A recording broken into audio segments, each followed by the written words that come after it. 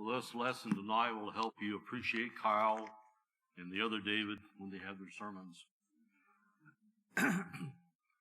I'm a little out of practice of giving lessons. I've done classes and sermons over the years, spoke with the sojourners there at their workshops, but it's been a year or so since I've had a sermon. And what I'm doing tonight, and I consider Sunday nights different from Sunday mornings. It's more of a relaxed atmosphere. What I'm having is two different classes I taught. One was called You Can Make a Difference. Another one was Let's Be a Difference Maker. And I taught those for a couple of quarters years ago, so I combined some of these thoughts to talk about encouragement. And a lot of times we don't realize in our lives how we can be encouraging or not encouraging. A lot of things that we do are by habit. And often we don't even know that we do them. Now, I asked my wife if I could say this tonight. She said, yes, it's fine. But many, many, many years ago, probably 30 years ago, I said to her one time, every time I say something, you disagree with me. And she said, no, I don't. And we both broke out laughing. And we can get habits where we're negative. We're not sharing the love and concern that we should. We're not being encouraging to other people. We're not being the examples that Christ would have us to be. And quite frankly, we're not the examples we want to be. And all we can do is to make sure that we make some changes in the way we handle things. The scripture that I had to put in the bulletin was Hebrews 12:14. You may think this is a little strange. It says, make every effort to live in peace with all men and to be holy. Without holiness, no one will see the Lord. Holiness is a process. The Christian life is a process. I hope that I am living better as a Christian today than I was 50 years ago. I've been baptized approximately 60 years ago. And I'm sure over the years I have gained some and I've lost some. But hopefully the trend may be up and down, but hopefully I'm improving as I go through my life. Holiness and usefulness is linked. Our holiness is usually done or defined by our actions. Developing a personal holiness must be a goal for any of us, any believer who wants to be an instrument for Christ to use for his holy purpose. Usefulness for the master, and we need to be useful to the master and prepared to do good works. You know, as we go through and see things, I doubt if I could pick up a 100-pound barbell and put it over my head right now. I could at one time lift quite a bit more than that. And I could probably do it again if I really, really set my mind to it and started out with about 20 pounds and worked my way up. But like when we see challenges in life, opportunities to do good, opportunities to encourage others, if we're not prepared, if we haven't practiced with that 10-pound barbell, the 50 will scare us to death, and you won't lift it. If you don't take advantage of the small opportunities in life for encouragement, you will not be prepared to do the harder ones. In Acts, the 4th chapter, verse 36, there's a guy named Joseph. And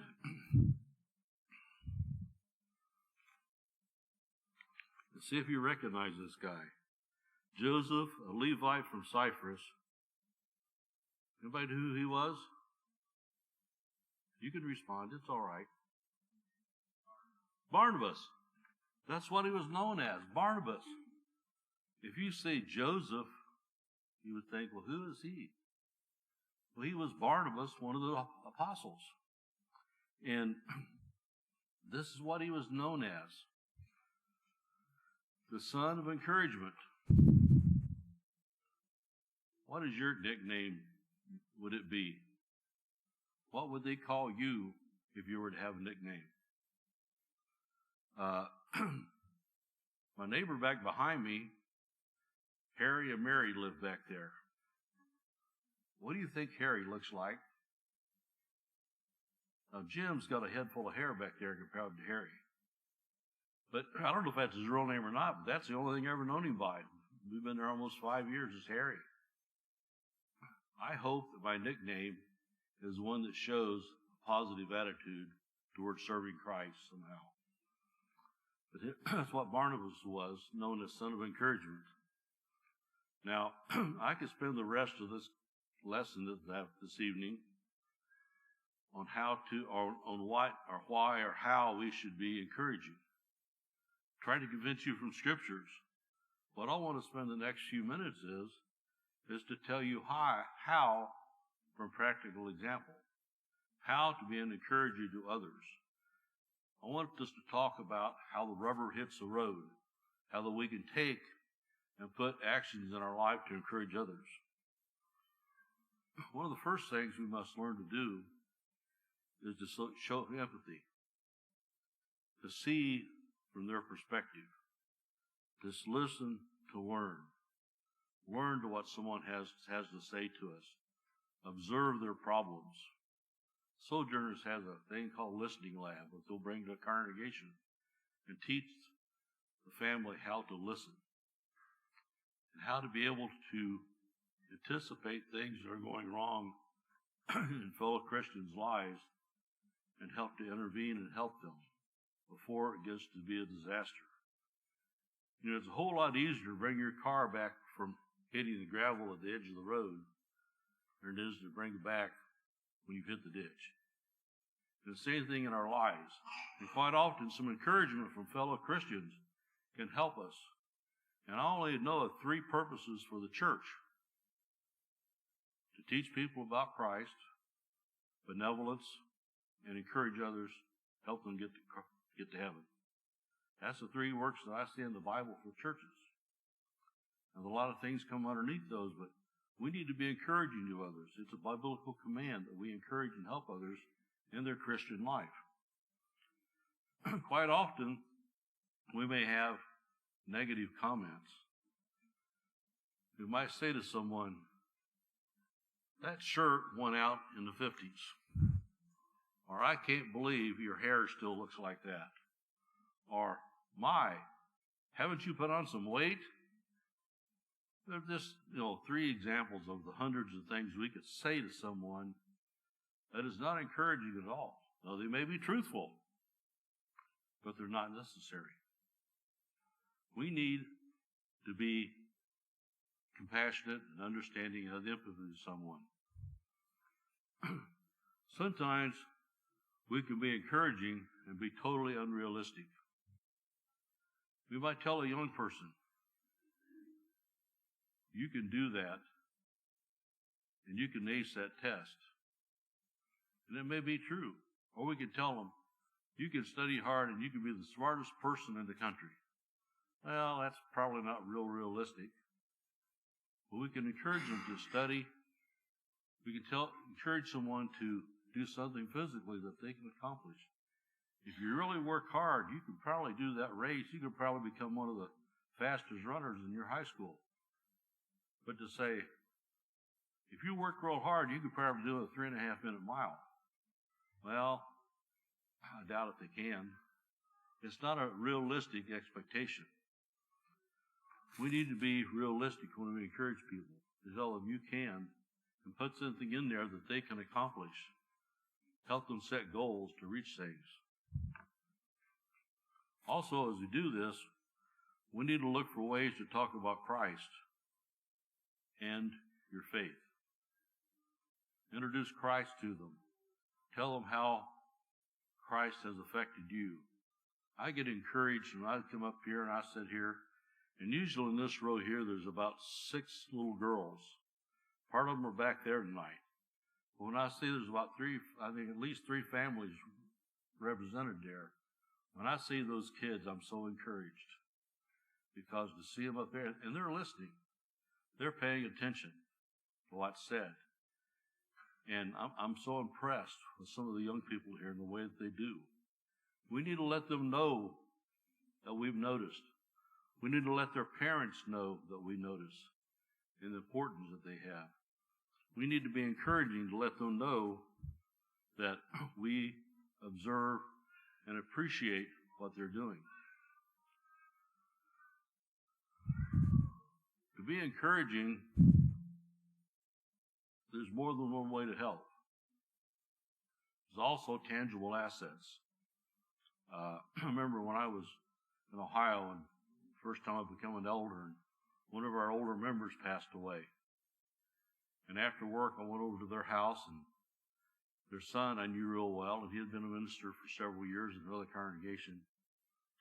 And I was helping him move the chairs around the patio, table set for family coming in, just various things. And I said to him, Kenny, this is the first death we've had as an elder. I said, I'm not sure what I'm supposed to do. He looked at me and said, you're doing it. So much of the time, we just need to do what needs to be done. If we go into the house of someone that's been sick, man, if the dishes are stacked up, I can wash dishes. If I go in and I see some help is needed some other way, I can help do it, and so can you. Food, clothing, babysitting, yard mowed, whatever needs to be done, we can help do to encourage people. Another thing when we encourage people, I know our son that goes to the west side, they had a member there several years ago that was down in his back for several months. And one of the things they undertook was to mow the yard. But the rule they had, you could not go mow the yard by yourself. You had to take someone with you to help you. That developed fellowship between those two. It taught the other brother how to serve. And also when they were done, they would go in and visit the man that was laid up. They were encouraging each other, encouraging the man that was down on his back. And they were doing what God would have them do in strengthening their brotherly love and relationship. I know occasionally one of the ladies in Ohio would bring me a pie. And I obviously see I don't need pie, but that was so encouraging. She'd bring me a pie, or different ones that do things for you. A note, to send a note to one of your elders, to send a note to one of the deacons, to send a note to one of the ladies here, to send a note to your child's Sunday school teacher, saying thank you. That's things we do to encourage each other on. I think it was Mark Twain made the compliment something like, I can go 2 weeks on one good compliment. And the other thing I always heard, one gotcha is equal to 5 attaboys. So when we say negative things to people, it's far more persuasive toward being negative than positive things are. As Christians, we need to show hospitality.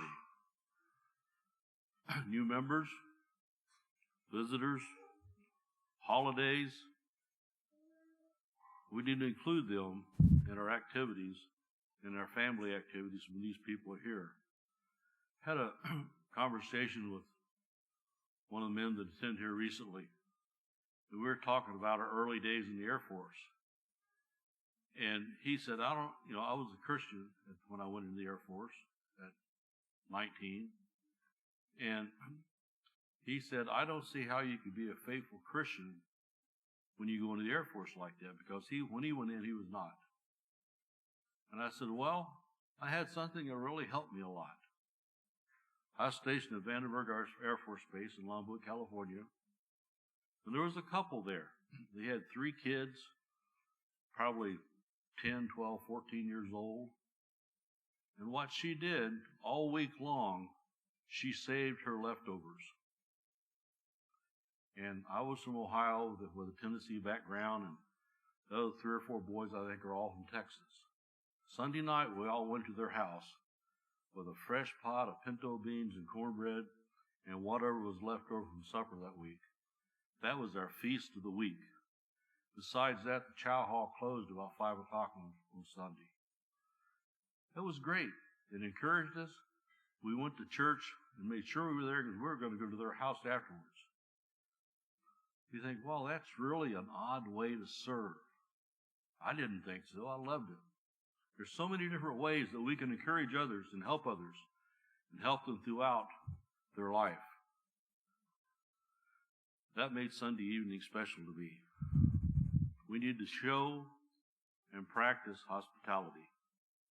Many different ways, whether it's taking something to someone, inviting someone over for a meal. Our houses need to be open. God blessed us with houses. We need to share them with others. And something we learned a long time ago, it doesn't have to be fancy. It doesn't have to be a big meal. We often had, on Sunday nights, we had what we called our hot dog fellowship. We'd invite a couple or two to the house and have hot dogs and chips, and that was it. And it was easy, not very expensive, but when we tried to get more fancy with it, we found it harder to do because it took too much time or too much expense. And what do you know? We almost stopped. Keep it simple. Keep it loving and keep it kind. We had some of our best holiday meals. We would invite families over that were new to the neighborhood. I remember when I was in the Air Force and got through basic training, I was in what they call casual barracks for, a week or two before I got my orders. Christmas Day, I got a ride to church. Something in San Antonio. I knew nobody in San Antonio. But somebody invited me and another sailor, I believe it was, from church that day, home for Christmas dinner that Sunday. That was special. Did I thank them? Probably before I left. But they have no idea the influence they had on my life because of their kindness and their sharing. Often we don't know what we do. Went to Sam's one day this week, walked in, and there was not a single shopping cart there. I only went after I was low on coffee. I had to go get my K-cups for coffee. And one other thing I was going to get, so I didn't have to have a cart. When I walked in the door, over at the hospitality center, the customer service, this lady was raising Cain to that layer. There's no cart. She was shouting, "Why don't you have carts?" I mean, she was totally discourteous to this lady who had no control over the carts. And I thought, how rude and how unkind can you be? We stopped at a fast food restaurant Friday night down in Round Rock. And I was parked wanting to back up. Instead of the lady waiting to get through the drive-thru, because all she'd do is advance one car and sit there and wait, she pulled up and blocked me. And I thought, why would you do that? So whenever she got on through, I backed up, and the guy behind her waited, and I pulled up and rolled my window down and said, "Thank you for waiting." It cost him nothing. He was just being considerate, letting people out that were blocked in the parking spaces. But we can really be unconsiderate. I mean, I've walked into Walmart or somewhere or another and realized I let the door slam in some little old lady's face. And I felt about that big when it happened. Not something I want to do, because I was in a world of my own. I go to Walmart and focus to get in and get out. That's all I want to do. I don't want to shop.